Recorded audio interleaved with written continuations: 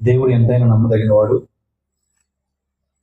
ఆయన మీద విశ్వాసం ఉంచి ఆసక్తిగా పనిని ప్రారంభిస్తే ఆశని నెరవేర్చేవాడు. ఈరోజు వాతావరణం మన కొరకు అనుకూలపరిచారు.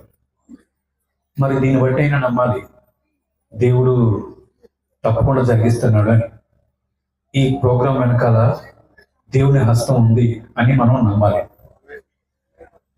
రెండవది, పిల్లలు తిరగకుండా చూసుకోండి. కొంచెం ఒకవేళ మీ మీ మొబైల్స్ని దయచేసి ఆపేయండి, నిద్రపోవద్దు. ఈ చల్లగాలి భోజనం చేసిన తర్వాత సహజమే. నాకు ఎవరైనా నిద్రపోవట్లు కనిపిస్తారనుకోండి, ఇలా అంటాను, మీరు వెంటనే మేల్కోవాలి. ఓకేనండి? సరే, చిన్న ప్రార్థన చేసుకుని మన వాక్యంలోకి వెళ్దాం. చిన్న ప్రార్థన చేసుకుందాం. ప్రేమ నమ్మకం కలిగిన మా ప్రియ పరలోకపు తండ్రి, మా ప్రభు, ఈ రాత్రి మీకు 200 చెల్లిస్తా ఉన్నాం. వాతావరణం మీ స్వాధీనంలోనే ఉంది, అయితే మాకు అనుకూలపరిచినందుకు మీకు వందనాలు ప్రభా. ఫిజికల్ అరేంజ్మెంట్స్ అన్నిటిలోనూ మీరు సహాయం చేశారు, మీకు వందనాలు. వీటికంటే ముఖ్యం మీ వాక్యం అయినా, మరి మీ వాక్యం కూడా మాకు అనుగ్రహించండి ప్రభు. మీ వాక్యం ద్వారాగా మీరు మాతో మాట్లాడకపోతే మా ప్రయాస అంతా వ్యర్థమైన ఆయన. కాబట్టి నిలబడుతున్న నాలో ఏమీ లేదు మీకు తెలుసు. మీ కృప చేత, మీ ఆత్మ చేత నన్ను నింపండి. మీ వాక్యం చేత, మీ జీవం చేత నన్ను నింపండి. మీ నామ మహిమ కొరకు ప్రభా, ప్రజల రక్షణ కొరకు, మేలు కొరకు నన్ను వాడుకోమని, ఆత్మదేవ మీ సహాయం కొరకు ఎదురు చూస్తూ నడిపించమని, మీరే మహిమ, ఘనత, ప్రభావాలు పొందుకోమని యేసుక్రీస్తు నామంలో అడిగి వేడుకుంటున్నాం తండ్రి. రైల్వే స్టేషన్లో ముగ్గురు కూర్చుని మాట్లాడుకుంటున్నారంట. చాలా ఎక్కువసేపు మాట్లాడుకుంటున్నారు. చుట్టుపక్కల ఏం జరుగుతుందో కూడా మర్చిపోయి మాట్లాడుకుంటున్నారు. పక్క బెంచిలో కూర్చున్న ఒక ఆయన గమనిస్తా ఉన్నాడు వీళ్ళ కోసం.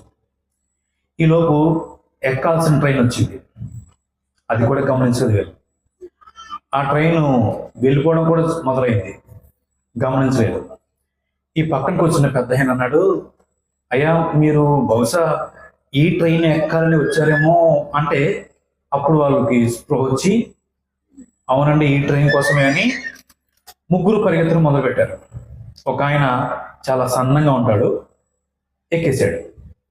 రెండో ఆయన కొంచెం లావుగా ఉంటాడు, కష్టపడ్డాడు, చెయ్యినిచ్చాడు, ఆయన కూడా ఎక్కేసాడు. మూడో ఆయన కొంచెం లావుగా ఉంటాడు, ఆయన పరిగెత్తలేక ఆయాసంతో ఆగిపోయాడు, కూర్చున్నాడు బెంచ్ మీద. ఈ పెద్ద ఆయన వెళ్ళి, పోన్లే బాబు, జీవితంలో ఇలాంటివి జరుగుతూ ఉంటాయి, తర్వాత ట్రైన్ ఎందుకు వెళ్ళి అంటే, ఆ లావుట్ ఆయన అన్నాడంట, సార్ ఎక్కాల్సింది నేను, వాళ్ళు నన్ను ఎక్కించడానికి వచ్చారు. జీవితం ఒక ప్రయాణం, ఒక గమ్యం ఉంది, కానీ ఏ గమ్యానికి చేరుకోవాలో కొంతమందికి తెలీదు, గమ్యం ఏంటో అర్థం కాదు కొంతమందికి. అమ్మ కడుపులో ఆరంభమైంది, అయితే ఆ జీవితం గమ్యం వైపు ప్రయాణం చేస్తున్నప్పుడు ఏ గమ్యం వైపు వెళ్ళాలో మనకు అర్థం కాలేదనుకోండి, మన జీవితం అంతా వ్యర్థమయమైపోతుంది. ప్రపంచానికి లేదా ఈ లోకానికి ఒక గమ్యం ఉంది, అయితే మనుషులు ఆ గమ్యం వైపుకి వెళ్ళకూడదు అనేది దేవుని ఆశ.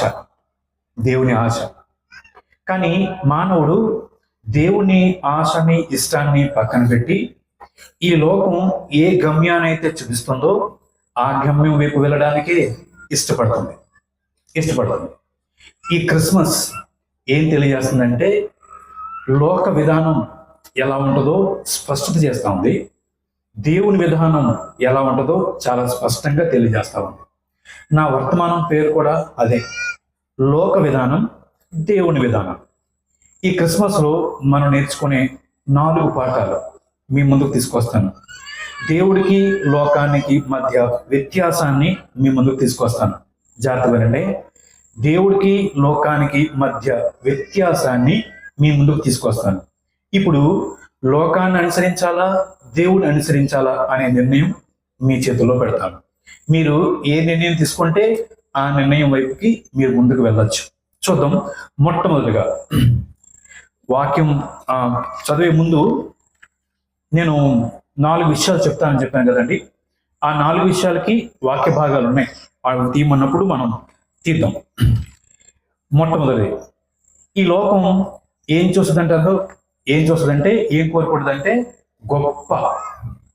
ఆ పదం గొప్ప లేదా పెద్ద అనే పదాన్ని, అనే అంశాన్ని లోకం కోరుకుంటుంది. అమ్మ, నా మాటలు వినాలి, మాట్లాడుకునే అవకాశం లేదు. నేను చెప్పలేను అలా. ఎందుకో చెప్పంటారా?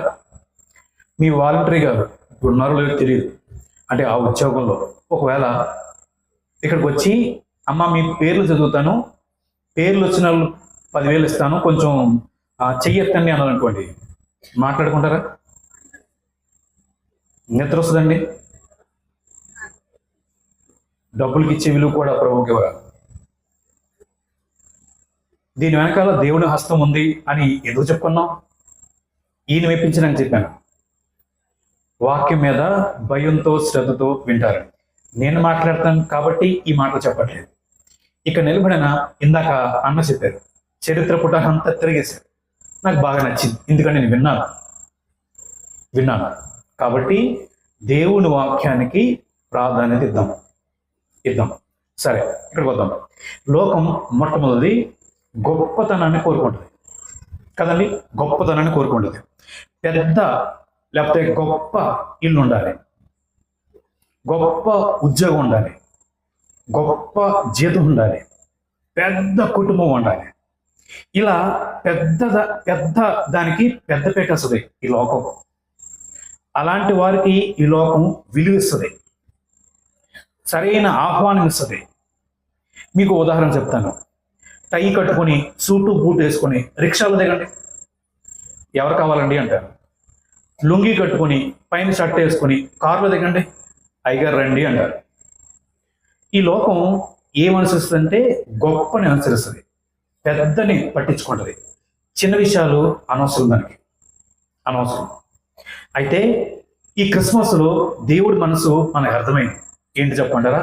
దేవుడు చిన్న వాటిని పట్టించుకుంటాడు, దేవుడు కొద్ది వాటిని పట్టించుకుంటాడు. సాధారణంగా నేను మాట్లాడుతున్నాను అని అనుకోవద్దండి. దేవుని వాక్యంలో ఉంది, చిన్నవారిని కొద్ది అనే దాన్ని పట్టించుకుంటాడు అని మనకు అర్థం అవడం కోసం ఒక 2 వాక్య భాగాలు మీకు చదివినిపిస్తాను. చూడండి ఒకసారి. యెషయా గ్రంథం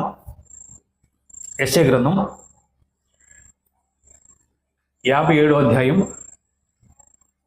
15వ వచనం. యెషయా గ్రంథం, బైబుల్ అది మైక్ ఉన్న దగ్గర ఉంది కాబట్టి నేను చదువుతానండి, అప్పుడు అందరికీ వినిపిస్తుంది, బయట ఉన్న వాళ్ళకి కూడా. మహాగణుడను మహోన్నతుడను పరిశుద్ధుడను నిత్య నివాసనైన వాడు ఇలాగూ సెలవిచ్చుచున్నాడు, నేను మహోన్నతమైన పరిశుద్ధ స్థలంలో నివసించువాడను అయినను వినయము గలవారి ప్రాణమును ఉజ్జీవింపజేయుటకును నలిగిన వారి ప్రాణమును ఉజ్జీవింపజేయుటకును వినయము గల వద్దను దీన మనసు గల వారి వద్దను నివసించుచున్నాను. దేవుడు గొప్ప వాటి గురించి ఆలోచిస్తాడు, కానీ ఆయనకి ఎక్కువ పట్టింపు చిన్న వాటి మీదే. ఇక్కడ చూడండి, ఎలాంటి ప్రజల గురించి మాట్లాడుతూ ఉన్నాడు. ఎవరి దగ్గర ఉంటారంటే వినయం ఉన్న వారి దగ్గర, నలిగిపోయిన వారి దగ్గర, దీన మనస్సు గలవారి దగ్గర. మీరు ఆలోచన చేయండి. మన కుటుంబాల్లో చాలా మందిని నలిగిపోతూ ఉంటాం. నాకు తెలిసిన ఎన్నో కుటుంబాలు భార్యను బట్టి భర్త నలిగిపోతూ ఉన్నాడు, భర్తను బట్టి భార్య నలిగిపోతూ ఉంది. మొదట్లో అబ్బా పిల్ల అనేవాళ్ళు, ఇప్పుడు అబ్బా పిల్ల అనే స్థాయికి దిగిపోయారు. పైకి చెప్పుకోలేరు, లోపల ఏడుస్తూ ఉంటారు. నాకు తెలిసిన చెల్లి తన భర్త ప్రవర్తన బట్టి కుమిలిపోతా ఉంది. నాకు తెలిసిన అన్న తన భార్య ప్రవర్తన బట్టి కుమిలిపోతా ఉన్నాడు. ఆస్తిపరులే, డబ్బున్న వాళ్ళే, బోలెడంతా పలుకుబడిన వాళ్ళే, కానీ ఎవరికి చెప్పుకోలేక నలిగిపోతా ఉన్నారు. కొంతమందిని ఈ లోకం గుర్తించదు. కష్టపడి పనిచేస్తారు, గుర్తించదు. న్యాయంగా పనిచేస్తారు, గుర్తించదు. పట్టించుకోరు అసలు. ఎందుకంటే లోకం కళ్ళకి జిగేలు మనాలి. లోకం కళ్ళకి పెద్దగా కనపడాలి, అప్పుడు మాత్రమే పట్టించుకుంటారు. కానీ దేవుడు చిన్న వాటిని గుర్తిస్తాడు, చిన్న వాటిని పట్టించుకుంటాడు. ఇంకో ఉదాహరణ చెప్తాను మీకు. యేసుప్రభు పుట్టిన ఊరేంటండి? యేసుప్రభు పుట్టిన ఊరేంటండి? బెత్లెహేము, నజరేతా? చెప్పాలి. యేసుప్రభు పుట్టిన ఊరు ఏ ఊరండి? చెప్పాలి.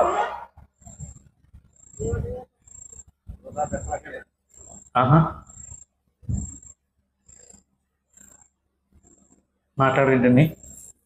ఎన్ని క్రిస్మస్ అయినాయండి? ఎన్నిసార్లు పిల్లలు చెప్పుంటారు? చెప్పాలి. యేసు ప్రభు ఏ ఊర్లో పుట్టాడు? యూదయ బెత్లెహేములో పుట్టాడండి. మరి నజరేతు వాడిని ఎందుకంటారు?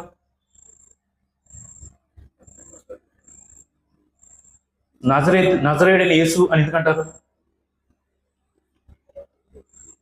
సరే, యోసేపు గారు ఎక్కడ ప్రయాణమయ్యారు? అమ్మా, యోసేపు గారు ఎక్కడికి ప్రయాణమయ్యారు? మాట్లాడేంటండి?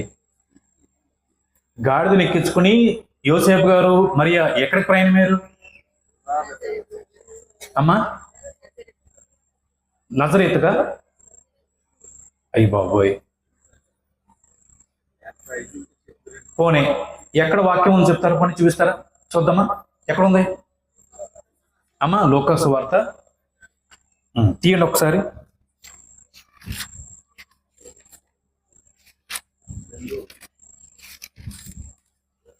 2వ అధ్యాయం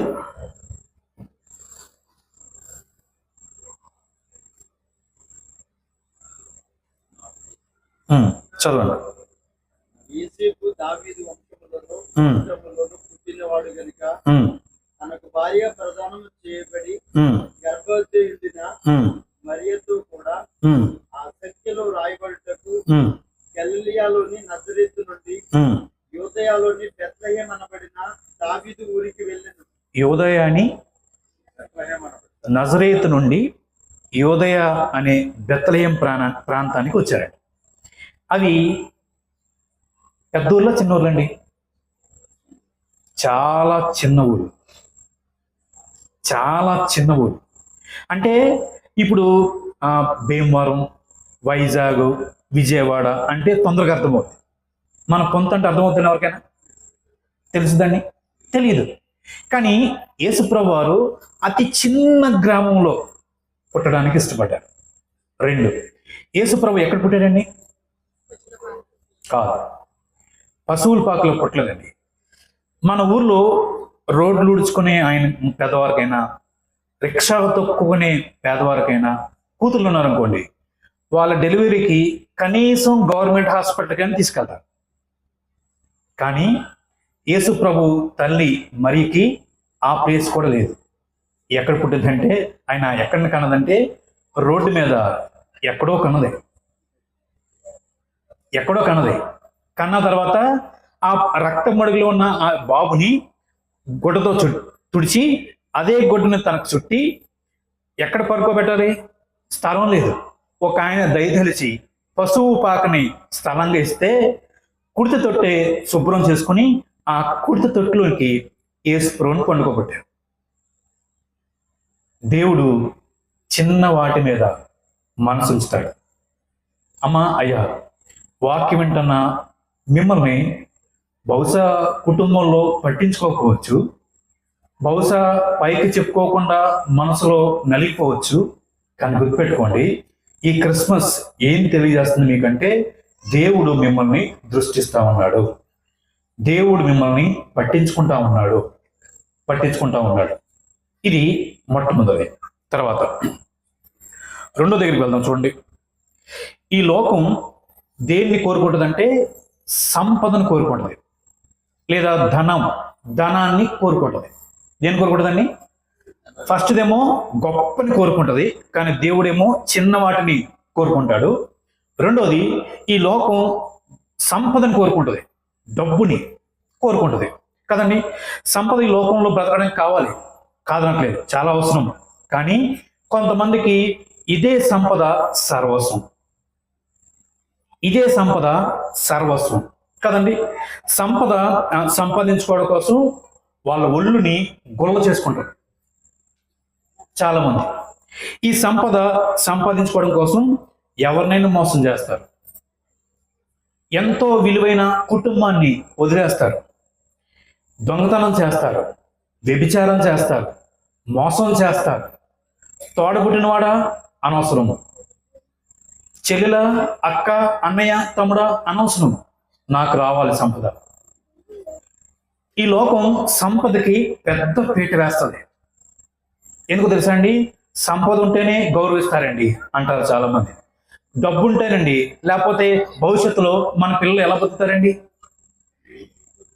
ఎంతో కొంత కూడబెట్టాలి కదండి అని సంపదని సర్వస్వం చేసుకుని బ్రతుకుతుంది ఈ లోకం. సంపదకి చాలా విలువిస్తుంది ఈ లోకం. అయితే చాలా జాగ్రత్తగానే ఓ ప్రశ్న అడుగుతాను మిమ్మల్ని. ఏంటి ఆ ప్రశ్న అంటే, ఒక చేతిలో జీవితం ఉంది, ఇంకో చేతిలో సంపద ఉంది, డబ్బు ఉంది. ఏది విలువైందంటారు? అమ్మా, నా ప్రశ్న అర్థమైందండి? డబ్బు ఉంది, జీవితం ఉంది, ఏది విలువైందంటారు? రెండిట్లో జీవితమే విలువైంది కదండి, జీవితమే విలువైంది. కానీ డబ్బుకు విలువిచ్చి విలువ లేని జీవితాలు జీవిస్తా ఉన్నారు చాలా మంది. డబ్బుకు విలువిచ్చి చేయాల్సింది చేయట్లేదు, చేయకూడదు చేస్తా ఉన్నారు చాలా మంది. కుటుంబాన్ని పట్టించుకోవాలి, కుటుంబాన్ని దగ్గర నుండి చూసుకోవాలి, కానీ డబ్బుకు విలువించిన ఏం చేస్తారు? ఎంతో నిజాయితీగా పనిచేయాలి, పనికి పెట్టుకున్న ఆయనకి చాలా నమ్మకంగా పనిచేయాలి, కానీ డబ్బు సంపాదనకి ఏం చేస్తారు? ఆలోచించేయండి. విలువలను కోల్పోయినా పర్వాలేదు, కానీ మాకు డబ్బు కావాలి అని జీవించే వాళ్ళు ఎంతమంది లేరు? కానీ మీకు ఒక మాట చెప్పంటారా, ఈ క్రిస్మస్ ఏం నేర్పిస్తుందంటే దేవుడు డబ్బుకి విలువిచ్చేవాడు కాదు. ఇందాక పాస్టర్ గారు ఏమని చెప్పారంటే, అప్పులు తీరతాయి అన్నట్లుగా యేసుప్రభువుని చూడొద్దు అన్నారు. ఎందుకంటే దేవుడు డబ్బుకి విలువడు, కానీ జీవితానికి విలువిస్తాడండి. జీవితానికి ఆయన విలువిచ్చి ఈ క్రిస్మస్ లో ఆయన చేసిన పని అంటే చెప్పంటారా? ఆయన ఏమయ్యాడో చూపిస్తాను చూడండి ఒకసారి. యెషయా గ్రంథం తీయండి. యెషయా గ్రంథం 6వ అధ్యాయం తీయండి ఒకసారి. యెషయా గ్రంథం 6వ అధ్యాయం తీయండి. యెషయా గ్రంథం 6వ అధ్యాయం మొదటి 4 వచనాలు.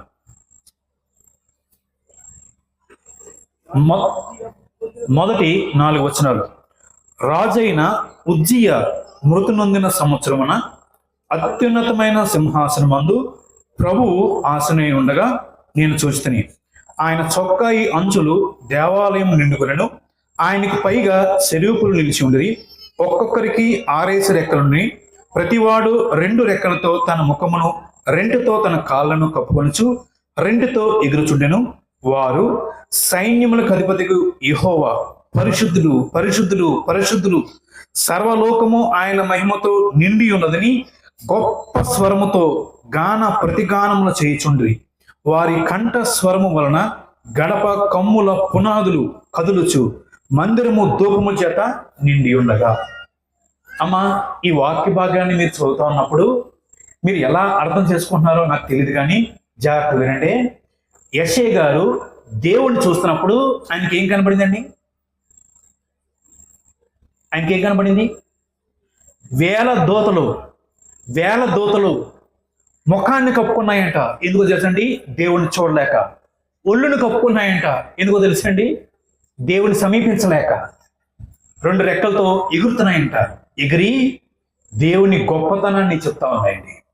అవి చెప్తా ఉన్నప్పుడు ఆ శబ్దానికి మందిరం యొక్క పునాదులు కదిలిపోతాయంట, ఊగిపోతున్నాయంట. అంత గొప్పవాడే, అంత సంపన్నుడే దేవుడు. కానీ ఈ క్రిస్మస్ నాడు ఆ దేవుడు ఏమయ్యాడో చెప్పంటారా? చూడండి, కొరింథీయులకు రాసిన 2వ పత్రిక 8వ అధ్యాయం 9వ వచనం. కొరింథీయులకు రాసిన 2వ పత్రిక 8వ అధ్యాయం 9వ వచనం. 8వ అధ్యాయం 9వ వచనం. ఇది మనకు తెలిసిన వాక్య భాగమే. మీరు మన ప్రభువైన యేసుక్రీస్తు కృపను ఎరిగియుందురా. ఆయన ధనవంతుడై ఉండి మీరు తన దారిద్ర్యం వలన ధనవంతులు కావాలని మీ నిమిత్తం దరిద్రుడై ఉండండి. అమ్మా అయ్యా, చాలా జాగ్రత్తగానే. యేసు ప్రభు వారు ఈ లోకానికి దరిద్రుడిగా వచ్చాడు. ఆయన పుట్టుక చాలా దరిద్రమైంది.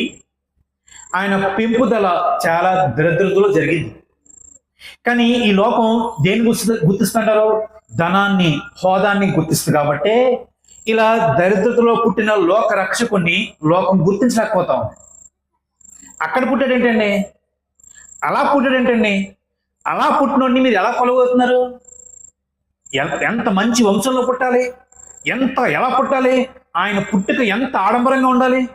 అరే, ఎక్కడ పుట్టాడో తెలియదు, పశువుల పాకలో పడుకుంటున్నాడు, లేకపోతే అంత నీచమైన పుట్టినోడిని మీరు ఏమంటున్నారు? దేవుడిని ఎందుకు అంటున్నారు అనేవాళ్ళు లోకంలో చాలా మంది ఉన్నారు. ఎందుకో తెలుసా అండి? ఈ లోకం దేన్ని చూస్తుంది? గొప్పతనాన్ని చూస్తుంది. ఈ లోకం హుందాతనాన్ని చూస్తుంది. ఈ లోకం ధనాన్ని, సంపదని చూస్తుంది అన్నమాట. కానీ దేవుడు ధనానికి కంటే జీవితానికి విలువించేవాడు. అమ్మా అయ్యా, ఒక్క మాట, నా మాట ఆలోచించేయండి. మీరు మీ జీవితానికి ఎంత విలువిస్తున్నారండి? ఆలోచించేయండి. మీరు మీ జీవితానికి ఎంత విలువిస్తున్నారు? మీ జీవితం విలువైంది అనేది మీకు అర్థమవుతుందా? ఎప్పుడైనా సరే నా జీవితం చాలా విలువైంది అని ఎప్పుడైనా గమనించారా? ఉదాహరణకి, ఇది 10,000 రూపాయల ఫోన్ అండి. కింద పడిపోద్దేమో అని ఎందుకు నేను భద్రంగా చూసుకుంటాను? పోతదేమో అని ఎందుకు భద్రంగా చూసుకుంటాను? 10,000 విలువ కాబట్టి. మరి మన జీవితం విలువైంది అని మనకు అర్థమవుతే ఎంత భద్రంగా కాపాడుకోవాలండి? ఆరోగ్యం నుంచి భద్రంగా కాపాడుకుంటాం, డబ్బు సంపాదించి భద్రంగా కాపాడుకుంటాం, మంచి ఇల్లు కట్టుకొని భద్రంగా కాపాడుకుంటాం. కానీ మన జీవితాల్లో విలువలు ఉన్నాయండి? మన జీవితాల్లో విలువలు ఉన్నాయా? లేవండి, లేవు. మీరు ఆలోచించండి. నాకు తెలిసిన ఒక పెద్ద ఆయనకి కొంచెం హార్ట్ స్ట్రోక్ వచ్చింది, షుగర్ ఎక్కువైపోయింది. నేను చూసేటప్పటికి చాలా ఆయాసపడతా ఉన్నారు. కొన్ని మందులు వేసాం, కొంచెం పర్వాలేదు, కానీ ప్రమాదం అర్థమవుతుంది నాకు. హాస్పిటల్కి వెళ్ళిపోవడమే మంచిదండి అంటే 11 టైంకి బాగానే ఉంది బాబు, ఇప్పుడు కొంచెం తేలిగ్గా ఉంది, హాస్పిటల్కి వెళ్దాం అనే మాటకు మునుపు అని ఆయాసపడుతున్న పెద్ద ఆయన హాస్పిటల్ అని చెప్పగానే బాగానే ఉంది బాబు, బాగుంది, ఇప్పుడు కొంచెం పర్వాలేదు. బోల్డ్ ఆస్తులకి అందరూ గవర్నమెంట్ ఉద్యోగస్తులే. దేనికి విలువిస్తారండి? కానీ దేవుడు జీవితానికి విలువిస్తాడు. మీ జీవితం ఆయన దృష్టిలో చాలా విలువైంది, చాలా చాలా విలువైంది. ఎంత విలువైందో చెప్పమంటారా సహోదరులారా? దేవుడి దృష్టిలో మీ జీవితం ఎంత విలువైందంటే మీకోసం, మన కోసం ప్రాణం పెట్టినంత విలువైందండి. ఆలోచన చేయండి. ఇంత విలువైన జీవితాన్ని మనం ఎలా గడుపుతున్నాం చెప్పంటారా? కొంతమంది క్రైస్తవులు ఉండొచ్చు ఇక్కడ. ఆదివారం సంఘాలకు వెళ్తారు కదండి, వెళ్తారా వెళ్ళరండి? వెళ్తారు, మంచిది. పాటలు పడతారా?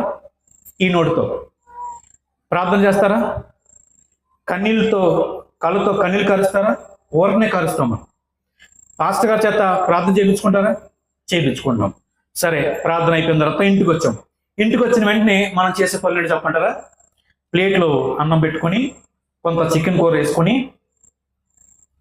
మా టీవీ, జెమినీ టీవీ పెట్టుకొని సినిమాలు చూస్తూ కుటుంబ సమేతంగా, చర్చికి రారు కానీ కుటుంబ సమేతంగా సినిమాలు, సీరియల్ చూడరంటారా? ఏది విలువైంది?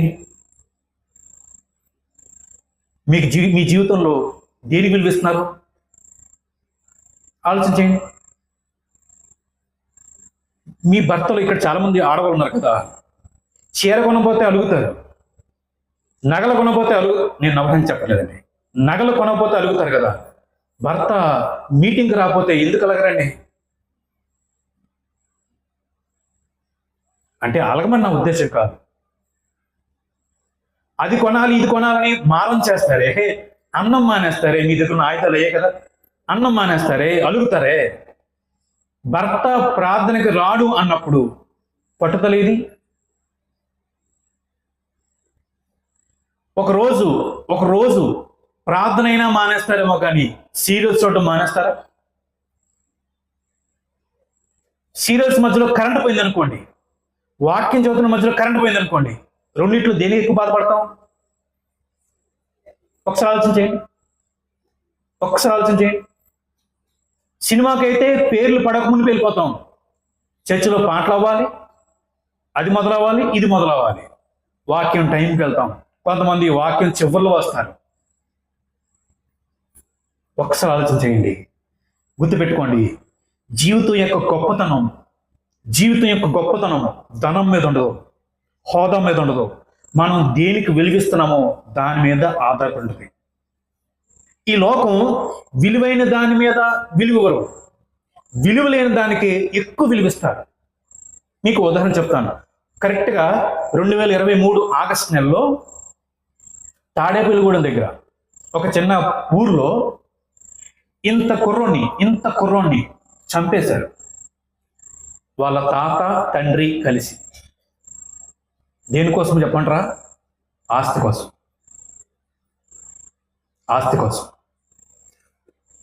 ఈ లోకం వ్యవస్థ అలాగే ఉంటుంది. ఏది విలువ కాదో దాన్ని అందరం ఎక్కిస్తుంది, ఏది విలువైందో దానికి విలువ ఇవ్వరు. మరి మీ జీవితంలో అండి, మీ జీవితంలో దేనికి విలువిస్తున్నారు? వేటికి విలువిస్తున్నారు? విలువైన వాటికి విలువగా ఎంచుతున్నారా? విలువ లేని దానికి ఎక్కువ సమయం పెడతారు. మీరు ఆలోచించండి. బైబిల్ని ఎక్కువసేపు చదువుకుంటామా? సెల్ ఫోన్ ఎక్కువసేపు చూస్తామా? ఈ మధ్య పెద్దవారు చదువు రాకపోయినా యూట్యూబ్ ఛానల్స్ ఓపెన్ చేస్తారు సెల్ ఫోన్లో. వాళ్ళకి కరెంట్ లేకపోయినా పెద్ద బాధ లేదు, ఫోన్లో ఛార్జింగ్ ఉండాలి, నెట్ ఉండాలి అన్నమాట కదండి. ఒక్కసారి ఆలోచన చేద్దాము. చాలా విలువైన జీవితం అండి. మీకు ఒక మాట చెప్తానే, ఇక్కడ ఒక 5 సంవత్సరాలకి కొంతమంది ఉండరు, 10 సంవత్సరాలకి ఇంకొంచెం మంది ఉండవు, 50 సంవత్సరాలకి ఉంటారా మీరు? 100 సంవత్సరాలకి ఈ పెండా కింద కూర్చున్న వాళ్ళు ఎవరు ఉండవు, వెళ్ళిపోతామండి. కొంచెం సేపే. ఒక 30 సంవత్సరాలు బతికేస్తాం, 10 సంవత్సరాలు బతుకుని గ్యారంటీ ఉందా? 5 సంవత్సరాలు బతుకుని గ్యారంటీ ఉందండి? ఒక నెల బ్రతుకుతాం గ్యారంటీ ఉందా? లేదు. అంటే బ్రతికిన రోజులే చాలా ఎక్కువ బ్రతికాం, చాలా సంవత్సరాలు బ్రతికాం. ఎన్ని సంవత్సరాలు బ్రతుకుతాం తెలియదు. ఇంత విలువైన జీవితం ఏదో రోజు ఆగిపోతా ఉంది. మరి దేవుడు మీ మీద వెచ్చించిన దాని అంతటికి ఏం లెక్క చెప్తారండి? ఏం లెక్క చెప్తారు? ఆలోచన చేద్దామండి. క్రిస్మస్ మనకు నేర్పించిన పాఠం ఏంటంటే, దేవుడు జీవితానికి విలువిచ్చేవాడు. కాబట్టే తన ధనానంతా విడిచిపెట్టాడు, తన మహిమనంతా విడిచిపెట్టాడు, ఆ దేవదూతల పొగడ్త ఆరాధన అంతా విడిచిపెట్టి ఎలా వచ్చండి ఈ లోకానికి? దీనుడిగా, దరిద్రుడిగా, ఈ లోకానికి వచ్చాడండి. ఎందుకో తెలుసండి? జీవితం అంటే ఆయనకు విలువైంది కాబట్టి. ఇది రెండో పాఠం. మూడో పాఠం దగ్గరికి వెళ్దాం. సమాజం లేకపోతే ఈ లోకం ఏం కోరుకుంటుందంటే అధికారాన్ని కోరుకుంటుంది, లేదా పెత్తనాన్ని కోరుకుంటుంది కదండి. దేన్ని కోరుకుంటుందండి? అధికారాన్ని లేదా పెత్తనాన్ని కోరుకుంటుంది. నిజంగా మనం చాలా మందికి అధికారం చేయాలని చాలా ఆశ ఉంటుంది, కానీ కుదరదు, అవకాశం ఇవ్వరు. ఆడవాళ్ళకి ఇంట్లో పెత్తనం చేయాలని కోరుకుంటుంది, అత్తలకి కోడల మీద పెత్తనం చేయాలని కోరుకుంటుంది. మీరు నవ్వడానికి చెప్పట్లేదండో, ఇవన్నీ పాపమని గుర్తు చేస్తున్నాను నేను. గుర్తు చేయడానికే చెప్తున్నానండి. గుర్తు చేయడానికి. మనం పనిచేసే చోట పెత్తనం చేయాలని, సంఘంలో సమాజంలో గొప్ప అంటే అధికారం ఇవ్వాలని, అధికారం చలాయించాలని, గొప్పతనం చూపించుకోవాలని, పెత్తనం చేయాలని ఎంత కోరుకుంటుందో. అధికారం కోసం ఏ నీచమైన పనినైనా చేస్తుంది ఈ లోకం. ఎంత మోసానికైనా ఒడిగడుతుంది ఈ లోకం. అవునండి, ఎంత మోసానికైనా ఒడిగడుతుంది లోకం. కానీ దేవుడు సర్వాధికారి, రాజులకు రాజు, ప్రభువులకు ప్రభు. ఆయన అంత అధికారి అయ్యుండి ఈ లోకంలోకి ఎలా వచ్చా చెప్పంటారా? తీయను ఒకసారి.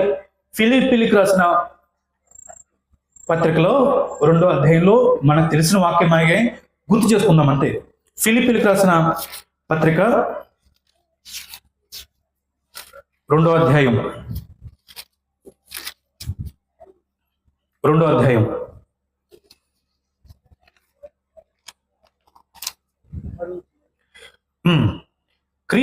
క్రీస్తు చేసిన కలిగిన ఈ మనసు మీరును కలిగి ఉన్నది. ఆయన దేవుని స్వరూపము కలిగిన వాడై ఉండి దేవుడితో సమానంగా ఉండుట విడిచిపెట్టకూడని భాగ్యమని ఎంచుకోలేదు, గాని మనుషుల పోలికగా పుట్టి దాసుల స్వరూపము ధరించుకొని తన్ను తానే రిక్తునిగా చేసుకున్నాను. అమ్మా చూడండి, అయ్యా చూడండి, అయ్యా దేవుడంట సర్వాధికారి. ఆయన అధికారం చేయొచ్చు, చేస్తాడు. కానీ జీవితానికి విలువిచ్చి, నీ జీవితానికి విలువిచ్చి ఆయన ఈ లోకంలోకి ఎలా వచ్చి చెప్పంటారా? దాసుడు అంటారు. దాసుడు అంటే ఎవరండి? పనుడు, పని, పాలికాపు అంటారు చూసారా? పనుడు అన్నమాట, పాచి పని చేసేవాడు అన్నమాట. ఆ స్థాయికి దిగడంటండి. మీరు ఒక్కసారి ఆలోచన చేయండి.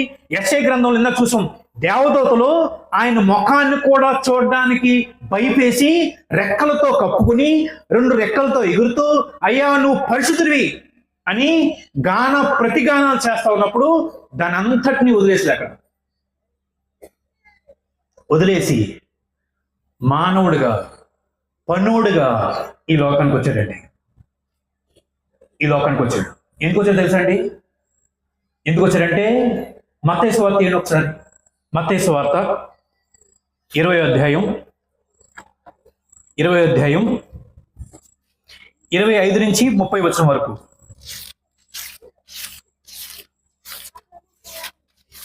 మత్తయి సువార్త 20వ అధ్యాయం 25 నుంచి 30 వరకు. జాగ్రత్తగానండి.